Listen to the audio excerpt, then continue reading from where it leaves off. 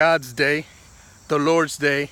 The way I understand that is that when God placed the foundations of this universe, He put every specific day in place. So this day was created and put in place way back when, whenever that was, specifically for you and for me. So came out here to run, and I'm gonna give you a quick idea that popped into my head this morning. So I came from Italy this week, and so I'm jet lagged, 9-hour flight, 6-hour time difference. Got up at 3:30, got a coffee, went downstairs, and I do a little bit of kind of devotional word study and so on, and pray a little bit. And I was thinking, man, I have a lot of time today to get out here and run. I haven't ran over 2 miles in well over 2 months. No run longer than 2 miles. And on March 5th this year, I decided, man, I'm gonna run this Army 10 miler.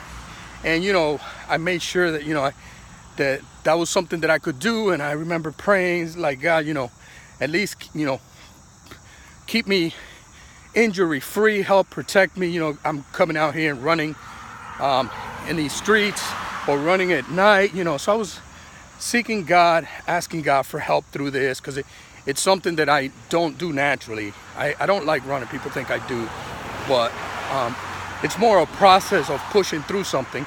So I prayed about it, and I began this exercise journey.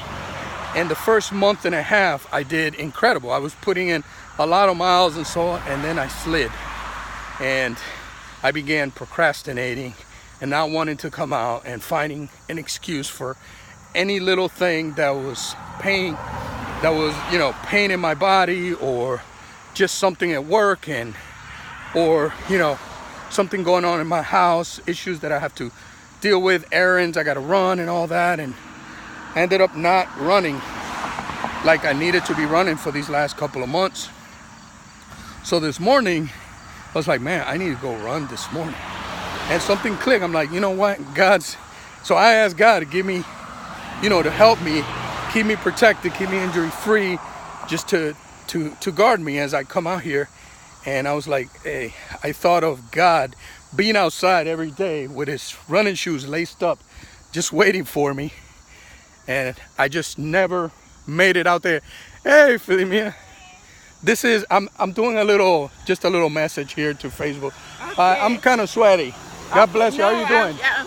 I'm This is my friend that I catch out here every couple of weeks. God bless you. bless Okay, you are you too. doing better? I'm doing much better. Amen. Okay. And I love you. Okay. Bye bye. Take care. She walks a lot, and she walks in praise. And a couple of months ago, she got hit by a car in front of Safeway, just crossing the street here. In the morning, she got hit by a car, and she fractured both her ankles. She had pins on one of them. She has like 2 really bad injuries. That was about 3 months ago. And I think she's 72, and she's out here walking again. It's crazy.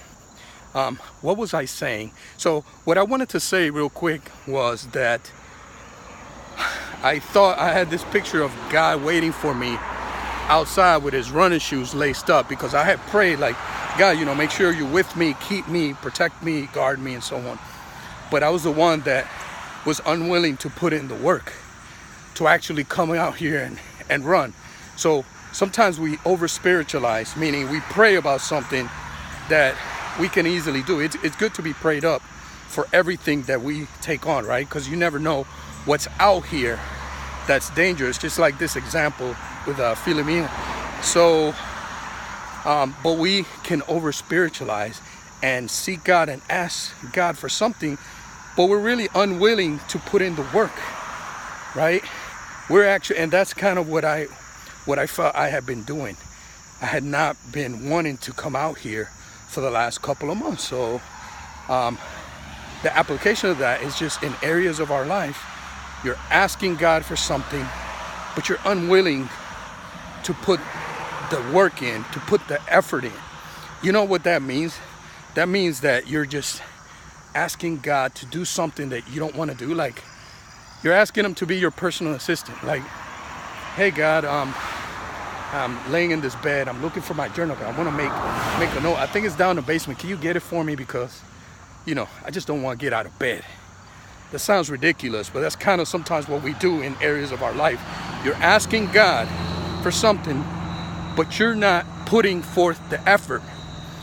Psalm 1, I love that psalm. Blessed is the man who does not walk in step with the wicked, nor stand in the way that sinners take, nor sit in the company of mockers, but whose delight is in the law of the Lord, and who meditates on this law, on his law, day and night. Then it says he's like a tree planted by streams of water that gives fruit in its season, and whose leaf will not wither. But then it says, and whatever he does prospers. So we're asking for God to steer us and prosper us, but we have to do, the doing is ours, right? We have to do that, and then he'll bring direction and steer us. If you're not moving, he can't steer us, right? You can't steer a car that's turned off and it's parked somewhere. You try to turn that steering wheel, it doesn't go anywhere because the car's not moving. So the first thing you got to ask is this something that you could do? And are you willing to put in the effort and the work that's required? And if so, then, you bring that and you ask God for direction. You ask God for protection and so on. It's really understanding that, not to over spiritualize stuff, but to, yes, bring everything to God in prayer. Absolutely everything, no matter how simple. But remember that you got to put the work in. Because if not, what you're doing, you're saying, God, I really don't want to do this, right? So I'm praying for you to take away my free will and force me like a automatron, like a robot, make me do all these things. He's not going to violate your free will, right? So that's really important. When you're praying for something in your life, you're seeking God in an area, make sure that you're doing your part, right? Matthew 18, Jesus is saying to his disciples, whatever you bind on earth will be bound in heaven. Whatever you loose on earth will be loosed in heaven. So remember, always bring God everything, the simple, the complex, but make sure you're willing to do the work. Don't make him your personal assistant for things that you're just unwilling to do. And lastly, know that he's not going to violate your free will, right? Can God move the parked car, like I just said, the example I gave? Can he steer? He can do anything. But what he won't do is he's not going to violate your free will.